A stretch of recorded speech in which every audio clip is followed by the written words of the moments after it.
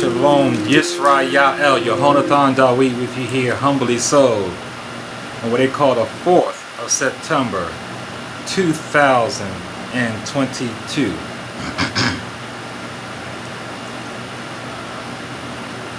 When the Son of Man comes in his glory, and all the Malachim with him, then he will sit on the throne of his glory.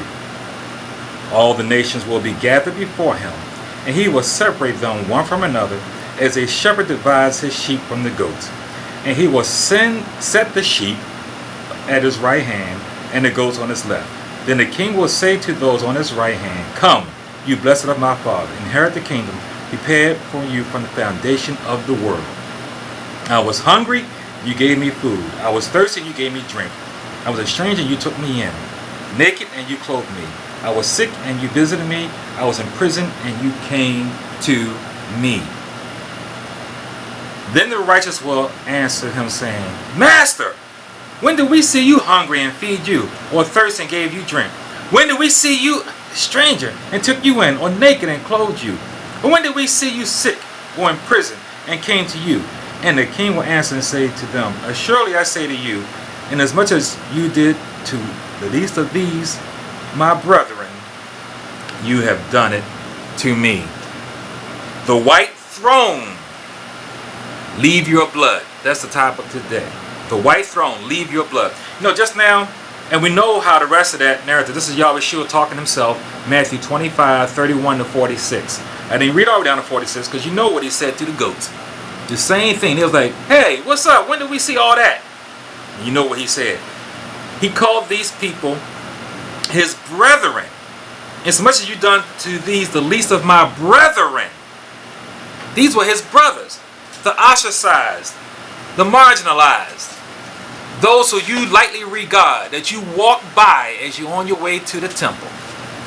That's who this was.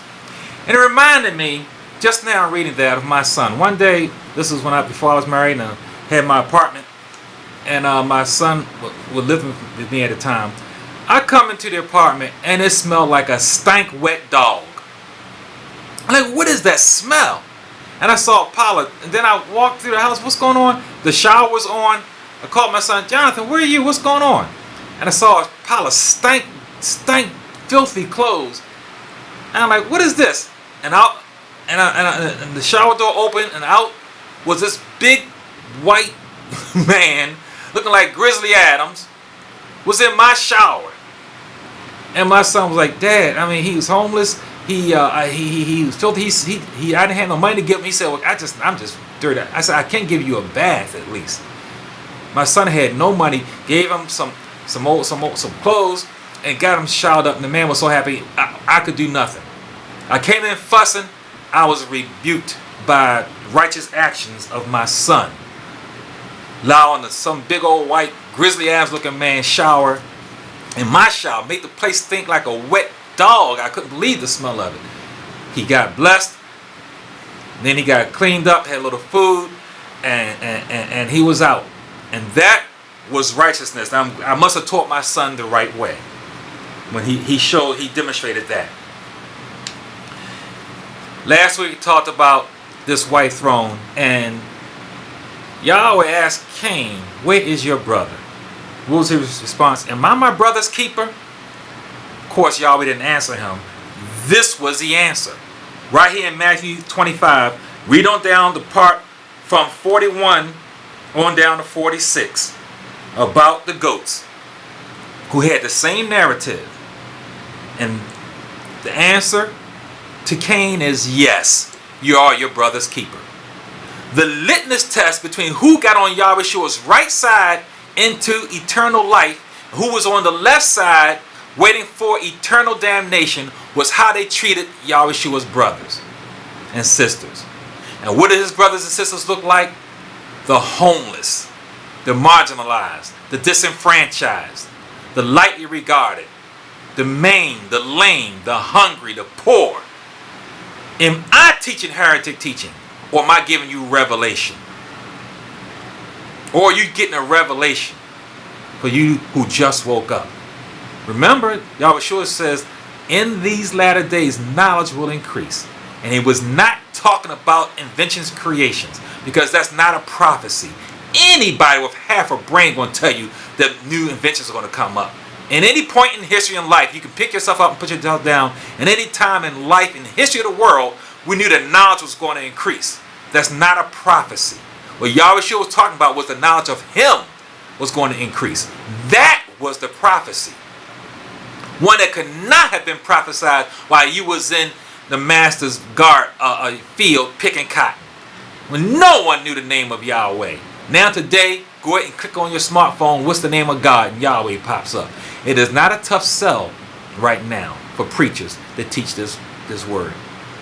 This is why Yahweh for Christians is segueing over to Yahweh for Hebrews. Because it's the Hebrews now that's waking up with like their forefathers and trying to hit people over the head with stones.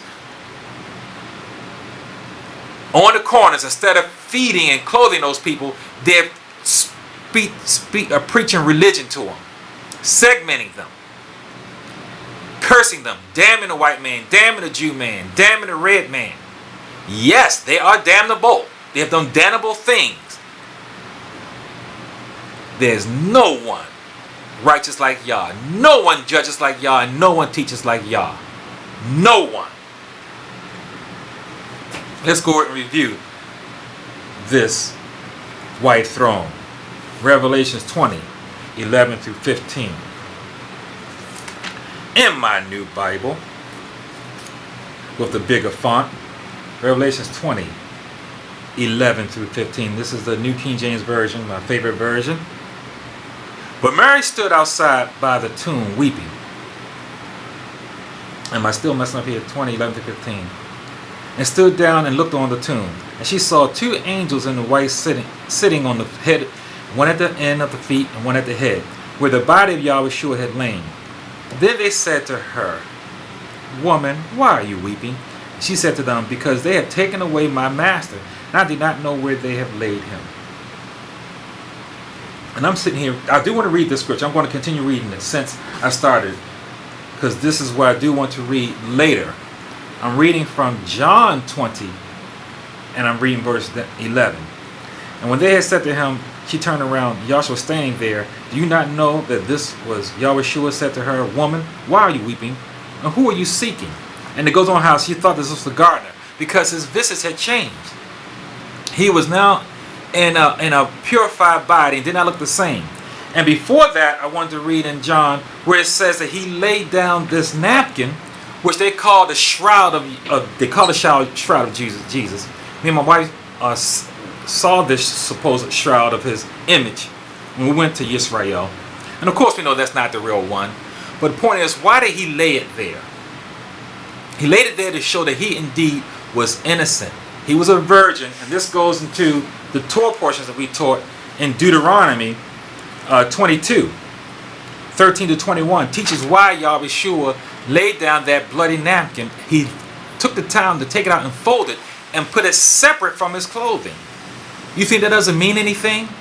It showed that indeed he was innocent and he was righteous. He was a virgin. He did nothing wrong against Yahweh. Not by law, nor by grace. So if you read John 20, verses 3 to 8, it speaks about this cloth, this bloody cloth, that proves his innocence before Yahweh and man. What is our innocence? Are we innocent? Can we say we have kept all of Yahweh's word when we go before that, when those who are for judgment go before the white throne? We know that in the Bema seat, that was all about crowns. That was not about judgment. That was getting crowns. How many crowns you're going to get to lay at Yahweh's feet? And that the judgment of the rams and the goats, we have a partition of different peoples. In both those scenarios, there's others involved. But in the white throne judgment, the one getting judged is all by himself. Is his mano y mano with Yahweh. You're going to be allowed to see his face at that time for the judgment. Because it's at this time when you're not seeking his face. Yahweh said we're supposed to rise early to look to seek his face. Everyone will see it, whether it's for grace or for judgment. In Revelations 20, 11 through 15. Then I saw a great white throne, and him who sat on it, from whose face the earth and the heaven fled away, and there was no place found for them. So everything disappears before Yahweh's face. And I saw the dead, small and great, standing before Yahweh, and books were opened, and another book was opened, which is the book of life. And the dead were judged according to their works, by the things which were written in the books. The sea gave up the dead who were in it, and death and Hades delivered up the dead who were in them. And they were judged each one according to his works. Each one. Then death and Hades were cast into the lake of fire. This is the second death. Anyone not found written in the book of life was cast into the lake of fire. Question. Now, we know that Yahweh is fair and righteous in all he does. So if these people who were cast in the lake of fire were judged, what were they judged by? Because apparently they're there thinking they're going to get something. You don't show up at Johns Hopkins University graduation thinking you're going to graduate and you ain't never been in there a day in your life. If you are there at Johns Hopkins University for graduation, it's because you've been there, you went through the curriculum, and now it's time for graduation. Now you may be one of those who don't get all the extra bennies and now have to go up and get all the extra stuff, but you graduated. Everyone sitting there is there for graduation, and they're those who are there to support them in graduation. You're not going up there, have never been at Johns Hopkins and kept 2 minutes in the class, going in there expecting in your heart to graduate with a degree from Johns Hopkins, Harvard, Yale, Coppin State, don't matter. So these people, these goats came before the Most High expecting to be going into the kingdom. Based on what? Apparently, it wasn't based on being like the Good Samaritan. Remember, those who taught the law walked past that Samaritan. Walked past the injured person. They walked past him. They were teachers of the law, a scribe and a lawyer, a teacher. Walked past him, saw him, looked at it, and walked past him to go to the temple to keep the 666 commandments, 613 commandments, however number you want to put on it.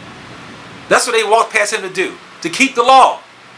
Walked past the opportunity to keep the law, the spirit of law, to keep the letter of the law. So these goats were there expecting to go in. And remember the other narrative where Yahweh says, "Depart from me, you workers of iniquity, I never knew you."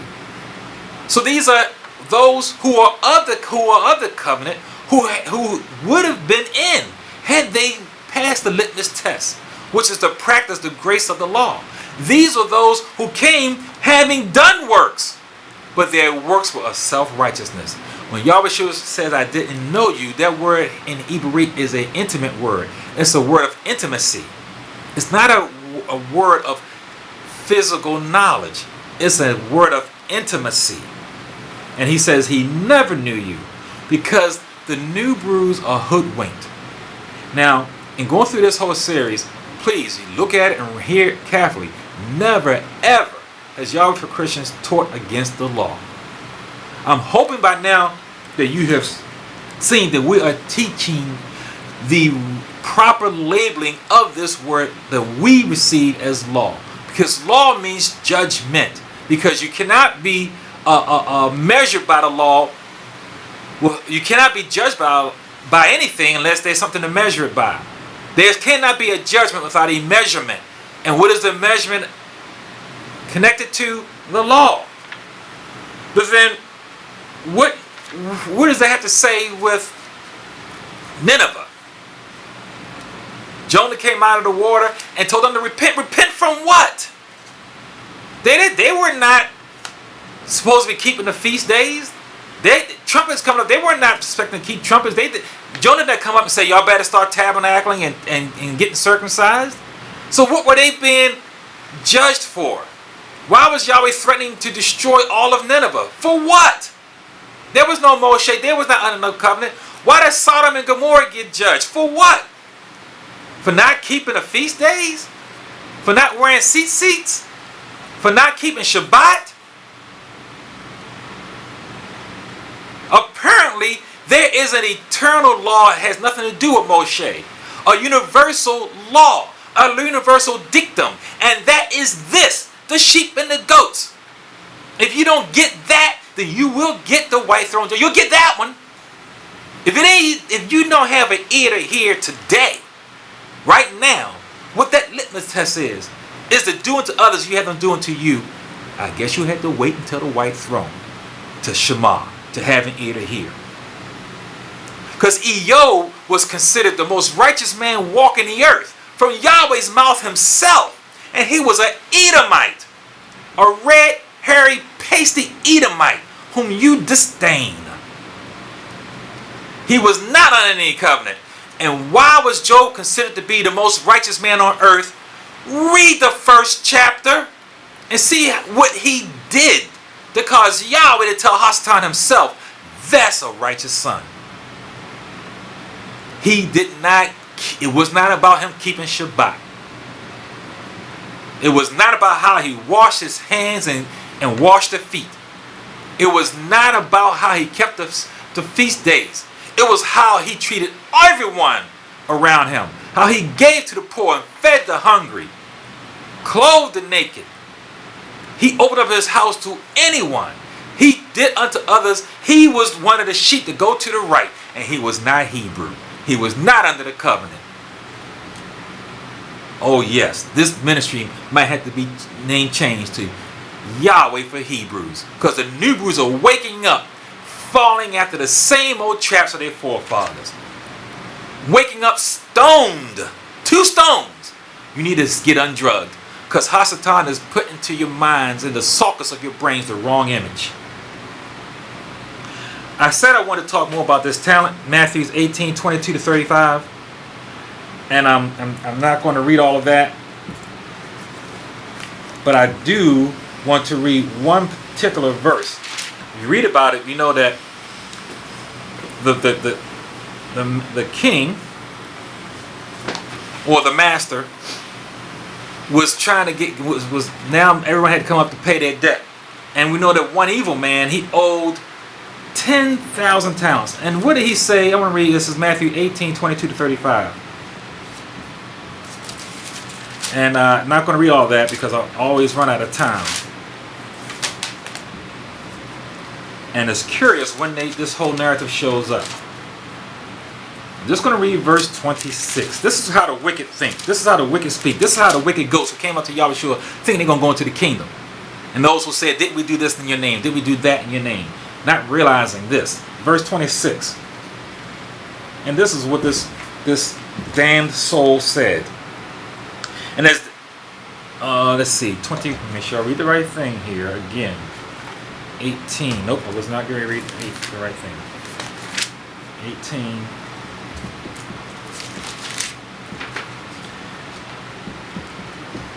And then in verse 26, then the servant fell down before him, saying, Master, have patience with me, and I will pay you all. I will pay you all. That's what this fool said to the master, whom he owed, how much did it says he actually owed? He owed him 10,000 talents. But he says, I'm going to pay you. In other words, my body is going to work and pay you. I'm going to do works to pay you 10,000 talents. Now, let me get you to understand the grade why I want to spend more time with this. One talent equals 26 years of your working life. That means say about 50 years of work. So 50 years of work 26 times just to pay back 1 talent. Now that's an impossibility to pay back 1 talent. And he owed the master 10,000 talents. And this is what those and this shows you how far removed he is of his own stench, of his own predicament, his own situation. He's totally unaware of his depravity and his need, that he actually says out of his mouth that he's going to pay this back. This is self-righteousness to the utmost, and this is what the new brews are doing. This is what the new brews are doing, where they're now waking up and they're beating their wives over their head and their children, and they're on the streets cursing people out, telling them that you can pay these talents back. And then what did they do? He turned around and found a man who owed them 100 days' wages. Now, 100 days' wages is doable. It's doable. If I owe somebody 100 days' wages, now I can pay that. I would have to work the whole year, work the weekends, and work the holidays on my vacation, to use my vacation time to work for the man, and I could pay him back. It's difficult. The man who owed him 100 days' wages would have been difficult. He would have to do his regular job to take care of his family, then had to work all the weekends, work the holidays, and take his vacation working for this man to pay him back. He could do it. It'd be difficult. At least it's possible. But this wicked man is like the wicked ghost, and like everyone out there who's going to be at the white throne thinking that they have something they can do to get to the kingdom. And there ain't jack you can do but accept the one who created you. And the one who created you, you cannot see, but you can see him, and by his image. And his image are the weak, the poor, the lame, the hungry, the blind, the one that my son had in my shower, stinking up my apartment. That was Yahweh Shua in my shower. And that's the one you don't regard. That's the one you disdain. That's the one you step over and poop on and piss on and curse against and preach against. That's the one. And that's the one that he is just practice for you for righteousness. The Good Samaritan stopped and performed righteousness to that man who was half dead. Yahweh Shua said the man was half dead. That's what Yahweh Shua said about the man. And the Samaritan whom you despise is the one that performed the Torah. The Pharisee did not perform the Torah. He walked to the temple to keep a Torah unrighteously. And the lawyer and the scribe that followed behind him. I just thought stop by here to tell you that. Are your ears dull? But you say, I'm going to be Torah observant no matter what the word says. You know, did you get it? You got people beating their chest in the Torah movement, in the Messianic movement, in the Jews for Jesus, in the black Hebrew Israelites and all this stuff, beating their chest. I'm going to be Torah observant no matter what the word says. You know what the word says in Deuteronomy 6:4? Love Yahweh with all your heart, might, and soul. That's what it says. You know what the word says in Leviticus 19:18? Love your neighbor as yourself. You know what the word says in Micah 6:8? What does Yahweh require of you but to do justly, to be humble? That's what Micah says in Micah 6:8.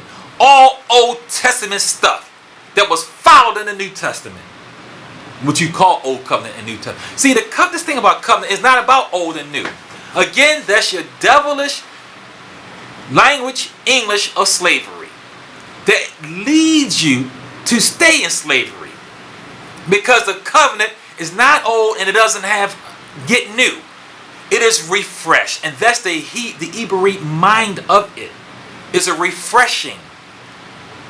It's a refreshing. It's no different than you go into an antique store and you get a old rug. And then you see that it looks like it's in good shape, so you don't even really unfurl the whole thing up. You get it home, you open it up, and you see more of the history of the rug. The more you unroll it, the more you unfurl, the more you see the story of the history of the rug. You may see they end up having blood stains towards the end of it you wouldn't have seen unless you unrolled it. Or maybe more frayed or worn out in latter portions of the rug. Or you see more of a pattern that was not there before. And the rug is even better. So either way, the rug is still what it is. But your awareness of it becomes increased as it is unfurled. And that's what this covenant is about. This covenant Yahweh has. Because remember, in the sheep and the goats, he says, inherit the kingdom prepared for you before the foundation of the world. Those sheep was prepared before the foundation was not even laid, and they were set for their salvation. So what does that mean? That means the understanding of Yahweh has to be made over a period of time. You cannot just sit before Yahweh and say, oh yeah, I got it, boom, got it, and go about your business and walk away like a profane Esau. You can't just know Yahweh like that. It's relationship. It has to be unfurling. Your 5-year-old daughter don't want to know the details of how she got there.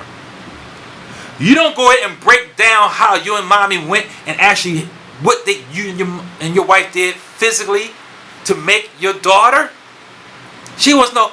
She just like, Dad, how I got here? Well, yeah, mommy and daddy, we love you. And there's a picture of you right here in her belly. And you came from mommy.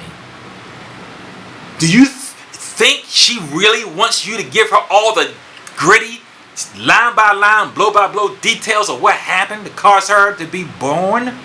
And then if you did give her all the details of it, would she understand?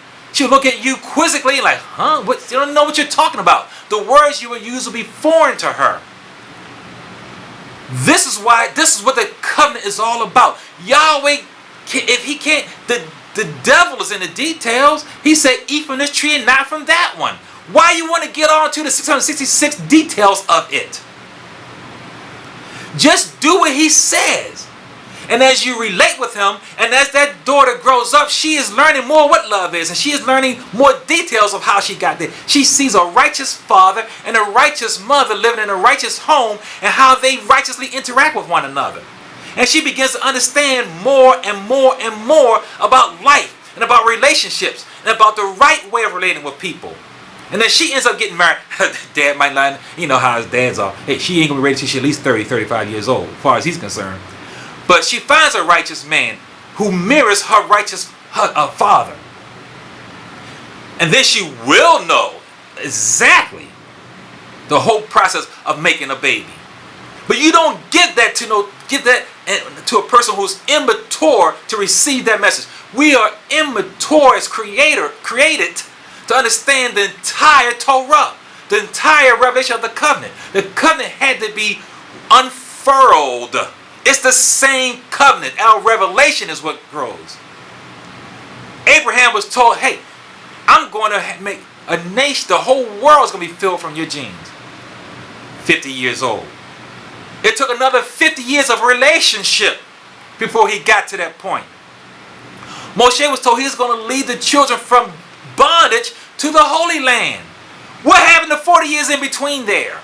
Relationship. David was told he is going to be the king of the nation. 16 years old. What happened for the next 14 years? Relationship. And during all these relationship times, they were bitter, heart-wrenching, hurtful. Everyone would sign up for what happens at the end. Of course David, of course Moshe, of course Abraham, go name it. Anybody would sign up for what Yahweh said is going to happen at the end. No one would sign up what was going to happen before you got to that point. What gets to that point is the love of Yahweh Shua. Because you have to love him to stay in this walk. Because you're going to be beaten, slashed, unrespected, denied, betrayed, belittled, unrespected, disrespected, not understood. And that's even in your own household. But you must stand. You must go through that process. Because it's going to happen. Yahweh Shua was told that every knee will bow and every tongue will confess that he was sovereign. Everything was going to be laid at his feet. What happened in the meantime? In the meantime, he was denied and deserted. He was betrayed. He was whipped and beaten. All between all that. Relationship with his father. Relationship. Yahweh always give you the truth from the beginning. Don't you dare just say, I want the detail. Just give me the detail. Tell me how to do it. That way I earn my way. It is about me. No, it's about the love for Yahweh Shua, because you're going to be, once you accept him, hell is coming. Guaranteed you're on the devil's earth. You think he's going to just let you walk around and be anointed and blessed and just gain things? Is that what you think he's going to do? What do you think he's doing here? Well, my 48 followers. 48. Not 48,000 like the ones who's teaching lies and who's preaching hatred. Not 48,000 for those who don't even know this book from the fourth word God. Don't even know the first sentence of the book. Yahweh for Christians, Yahweh for Hebrews knows this word. The things you hear here, you're not hearing from this mic. Tell me where else you're hearing it from. I'll tune in. But I'm going to be Torah observant no matter what the word says.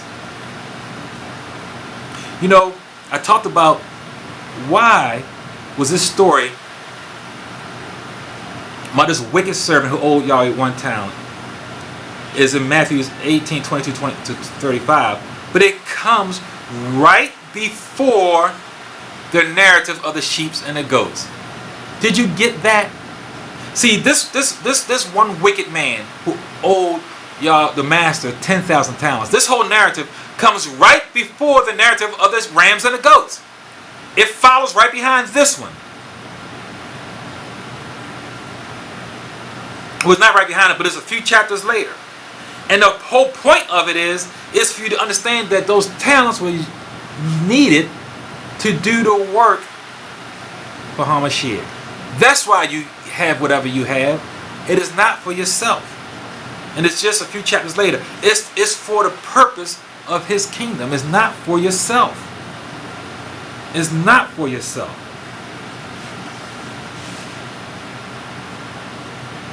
Matthew 25:14-30. This is the one where it precedes the rams and the goats. Matthew 24, I'm not going to read it too long. Matthew 25:14-30. This is where the talents of the gifts that are given to the poor, or for the poor. And you wonder why is that there about these talents, where Yahweh gives the one man 1 talent, the other man 5 talents, the other man 10 talents. That's in Matthew 25:14-30. That is right before the narrative of the rams and the goats. Why is that? It's because the talents that are given to us are for Yahweh's image. What is Yahweh's image? The poor, the marginalized, the disenfranchised, the hungry, the needy. This is the remnant. This is the one that was in my shower that my son let take this homeless man in my shower. Don't you think that's interesting? That Yahweh talk about this talents given to these 3 men. The one who had 1 talent was wicked, and he hid his talent. He refused to do unto others as they were doing to him. He refused to help anyone out. Because if he helped someone out, he thought he would be missing out. He would have nothing left. If he gave, he would have nothing. Now realizing that Yahweh already gave you the one. He cannot give you another. Does he not feed the raven? Does he not? He is the ultimate sustainer of us all. So he hid his 1 talent. He didn't want to give. He didn't want to give because he thought that means he would not have nothing. Then he'll be in a position of needing. This was a faithless, wicked man. The man with the 1 talent in the parable in Matthew 25:14-30 is just as wicked as the man in the one who owed the master 10,000 talents in Matthew 18:22-35. These all connected, and they all speak to those who did not treat Yahweh's brethren with love. Did not do it to others as you had them do unto me. Remember, Yahweh Yeshua said they were his brothers. That's what he said. And how can that not be? Because Yahweh Yeshua was born as a bastard. That the far as the world was concerned, he was a bastard because that was not his father. Yusuf was not his father. He was born poor, so poor that his mother had to offer 2 turtle doves upon his when she was allowed to come out of her cleaning. You know, it had to be 30 days of unclean impurity based on the Moses Torah.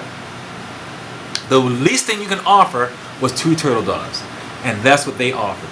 That's how poor they were. He worked with his hands. He was a stonemason. Grew up poor and misunderstood everything. He grew up just like you and me, the marginalized, the disenfranchised. He was an albino. So he looked at him as being smitten, as being cursed. He did not look like his brethren. And I know you black Hebrew Israelites hate that. I know y'all jaw dropping. I gave the teaching on that. Yahweh Shua, yes, he was a quote-unquote black man. Yes. But he was not a melon-rich man. He was an albino. Yahweh Shua does not fit anyone's box. He fit no one's box. And he walked with a limp like Jacob. He was a short man, small, about 110 pounds, not regarded. No one followed him because of what he looked like. And no one followed him because of anything that he had. Because he was broke. He ain't had nothing. He slept under the tree that he was going to die on once he began his ministry. Nothing assumed of him. He did not look like King Shaul, tall, dark, and handsome. He didn't even look like Dawid, short, beautiful, and brown, beautiful, and handsome. He had none of those good looks. Moshe was a handsome man. Yusuf was also albino, but at least he was beautiful. Yusuf was so beautiful the women just fell at his feet. But he would look like a white man. So Yahushua had none of this going for him. They didn't understand his speech. He was speaking classic Ibari. Now that would be today like you and me trying to speak from the original 1611 King James Bible. Very difficult. You can understand it, but you would have to really listen hard. Because it's the classic King's English or Queen's English, whatever you want to call it. That old English. Not even the King James Version. The original 1611 King James Version. Try to read from that. Preach a sermon from that. Teach a lesson from that. Yes, somebody speaking English can get it to be difficult. They will miss a lot of it. That's how Yahushua was. He spoke the classic Ibari. The original Ibari. You had to sit down and pay attention. You can't be multitasking and listen to this man teach the Besorah, the gospel, the kingdom of himself. You had to pay attention to this man. Are your ears dull? Do you have the ear to hear? See, the thing about this 666, or the 613, whatever you want to call it, but I'm telling you, it was 666 commandments. Lying, murdering man continuously. That's why Yachanan said in Revelations, this is wisdom. If you know this, you have wisdom. I just gave it to you. The thing about it is, like I said, Yahweh says, he deals shrewdly to those who come at him shrewdly. You come at him that way, the way you come at him is the way you're going to get from Yahweh. And those commandments was dangled like low-hanging fruit for Esau, for the seed of Hasatan. It was for his seed. It was not for Jacob's seed. It was not for Yahweh's seed. It was not for Yahshua's seed. It was for the devil's seed. Remember, the devil's in the details. You don't tell your 5-year-old daughter the details of how she became to be born, how you and your wife made her. That's sinful. It'll be true. Everything you say, if you give her all the details, it'll be true. Number one, she won't get it. She won't understand it. And number two, it will be sinful. It'll be improper knowledge for a mind that's not ready to receive that. What is she going to do with that knowledge? What is she going to do with it?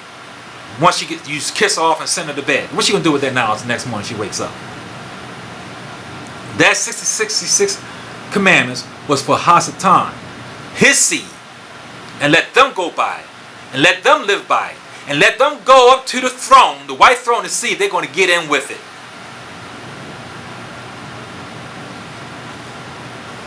How was the first world destroyed? Why? What law, what right did Yahweh have to destroy the world with water? To kill everything except the 8 on the boat. The T-ball was representing Yahushua. Based on what? There was no Moshe. What right? How dare Yahweh destroy the world? What did they do wrong? Violated the commandments. They violated Yahweh's image. They did not do unto one another as Yahweh they would have do to them. They ate blood. They killed. They destroyed. They worshiped things that did not create them. That's what they did. There are eternal laws that has nothing to do with Moshe, and this is why Nineveh would have been judged. They eventually did get judged 100 years later. This is why Sodom and Gomorrah went down. This is why the first world was destroyed. And this is why this world is going to be destroyed. For the same reason that the first world was destroyed. It's the same reason. It has nothing to do with what came down from Sinai. Nothing to do with what came down from Sinai. The world was destroyed by water before Moshe. And it's going to be destroyed by fire after Moshe. And neither of them had to do with anything about what he came down from that mountain with. Because on all the commandments hangs 2 things. Love me and love your fellow man. So then we're going to have to do next week talk about then why do I keep the feast days? Why do I keep Shabbat? Why do I not just sit down and gorge my stomach and eat all in one? Why do I stay faithful to my wife? Because there are eternal principles that are in place had nothing to do with Moshe. This is why Cain was guilty. What law says that you had to make a sacrifice? Where was it? Why was he judged as being wrong? So there must be some principles in place from the time you take your first breath. There are principles. Otherwise, Cain did nothing wrong. There was no the book of Leviticus telling you all these details of how to of burnt offerings. But he did sin. His mother and father they were clothed. How? By the sacrifice of 2 animals to clothe them. He himself was not walking around butt naked. Neither was his sister. Neither was his brother. Neither was his brother's sister. None of them was walking around butt naked.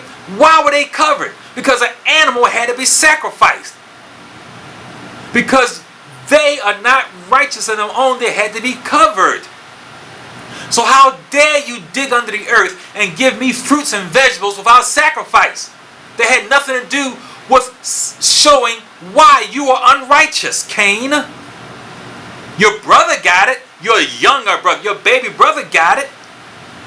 He looked at himself. He's clothed. How dare he give something that's not going to speak to his heart? Something that shows that his heart of his own needs to be addressed. He killed the best of the land. Because the thing about man, the greatest of all Yahweh's creation, has to be covered. Because he is inherently not righteous. It has nothing to do about the physicality of him. It's a spiritual thing. Look at it this way. You have the perfect body.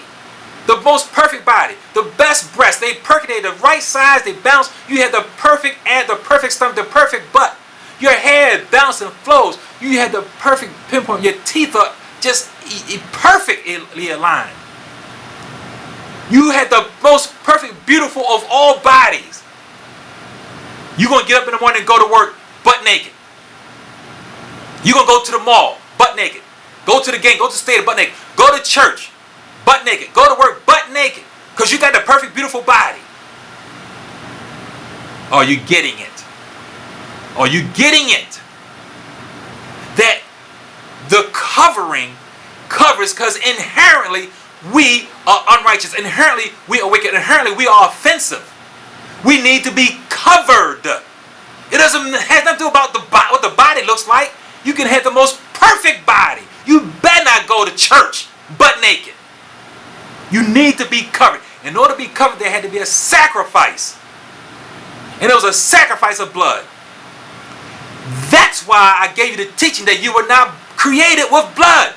The reason why, no matter how righteous you show yourself to be, that your righteousness is a filthy rags, is because you have Yahweh's blood in your body that came from the tree of Towara, the knowledge of good and evil. You were not created with blood. You got that from your disobedience. That's why you got it. And that's why you need to be covered up. And in eternity, the kingdom of eternity, we are going to be filled with the water of life, which comes from the tree of life.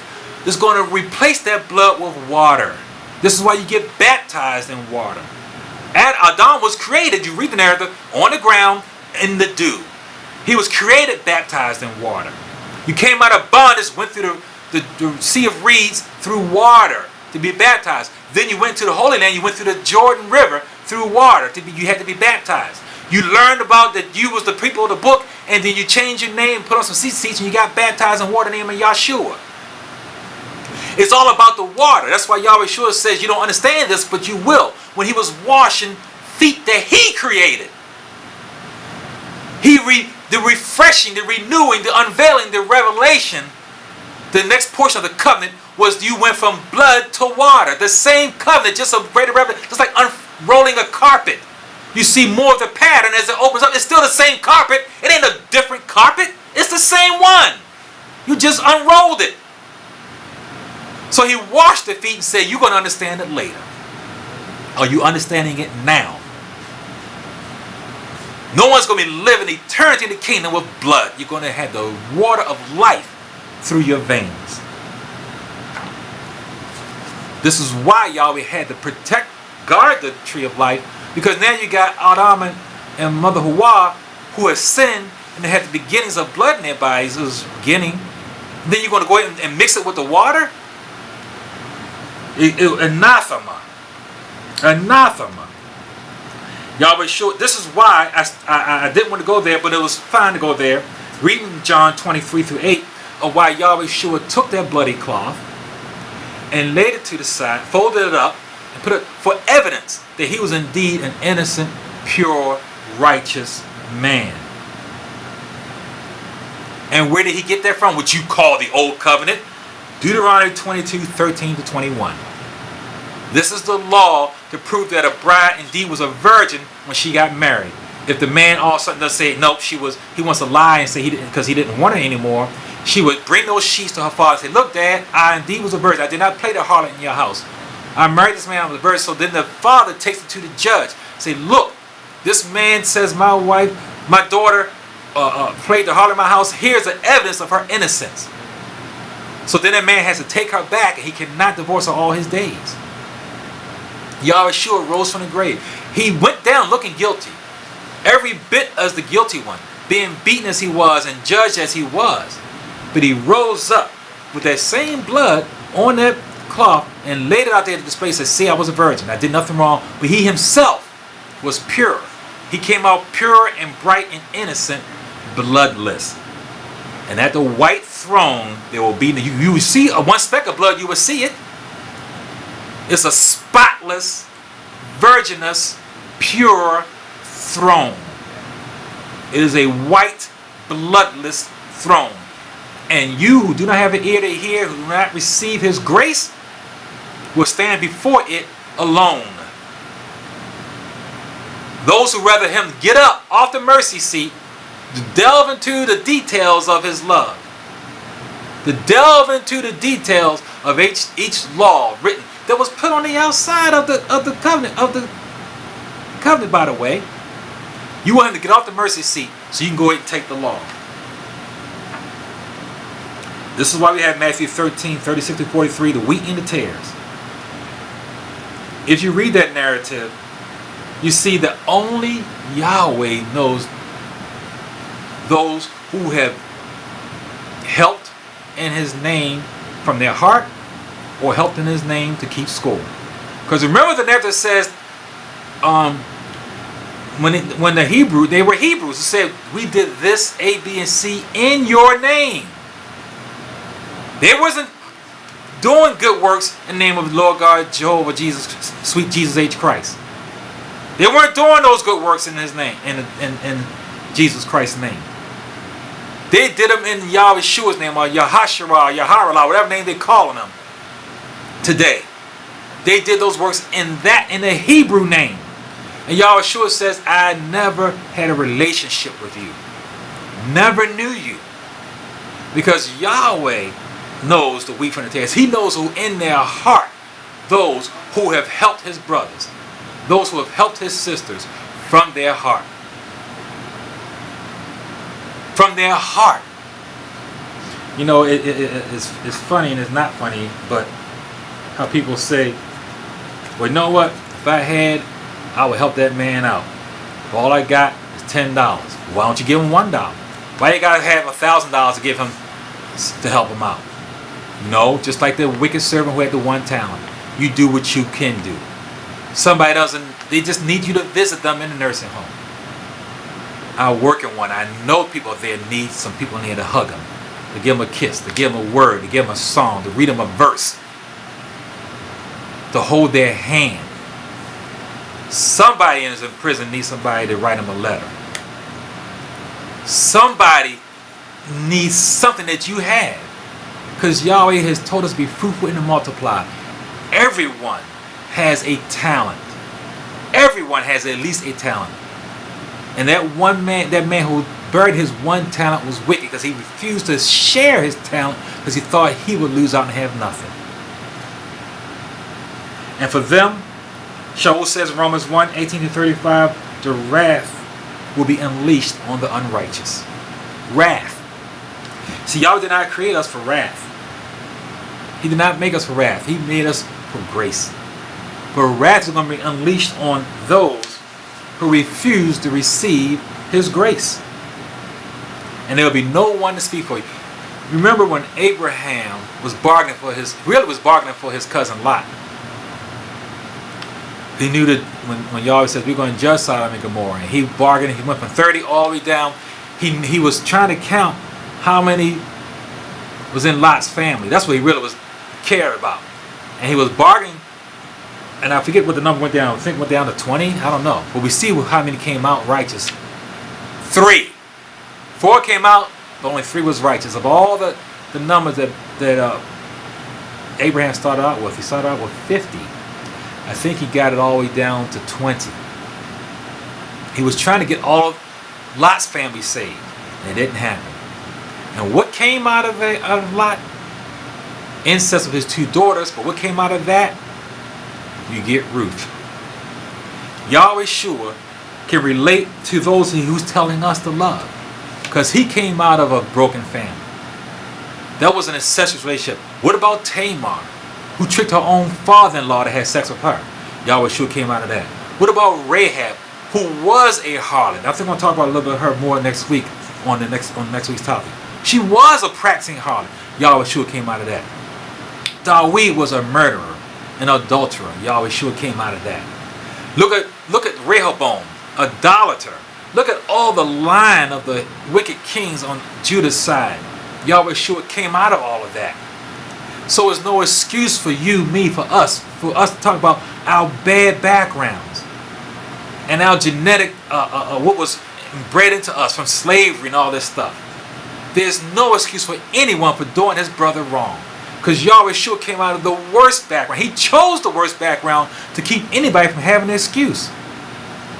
We come out of Tamar, Rahab, and Ruth, where you know where they came from, and you know the dirt that David did, and most of the Judah kings after him, the kings of Judah, who were idolaters and who were wicked to the core. Yahweh Shua, who didn't come out looking like anyone would want him.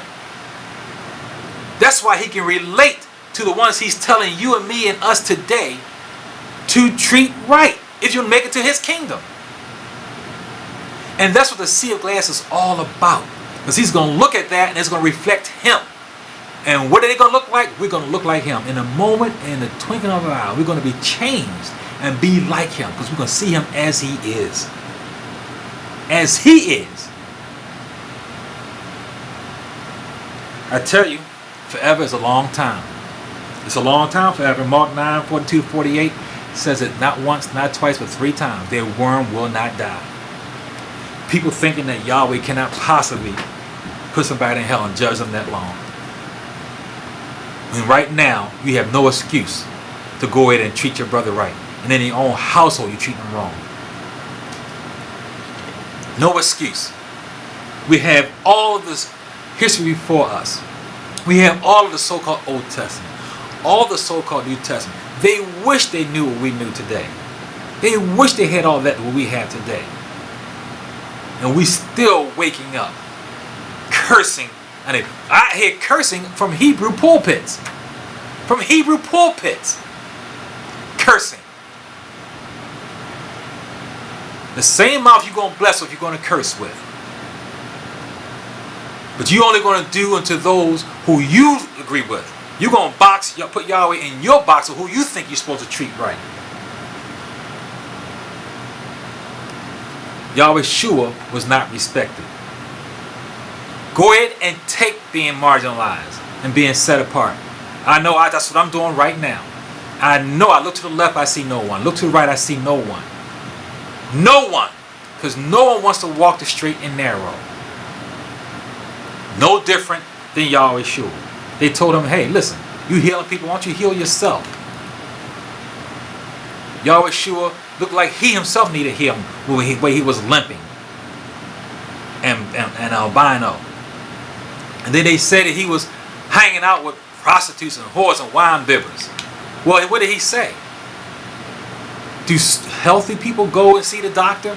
Or do people who need the doctor see the doctor? If you're sick, if you break something, if you get an infection, whatever, you see a doctor then. Because you need what he has to do to heal you. Yahweh Shua is not going to you self-righteous people. He ain't going to you, and you cannot hear him.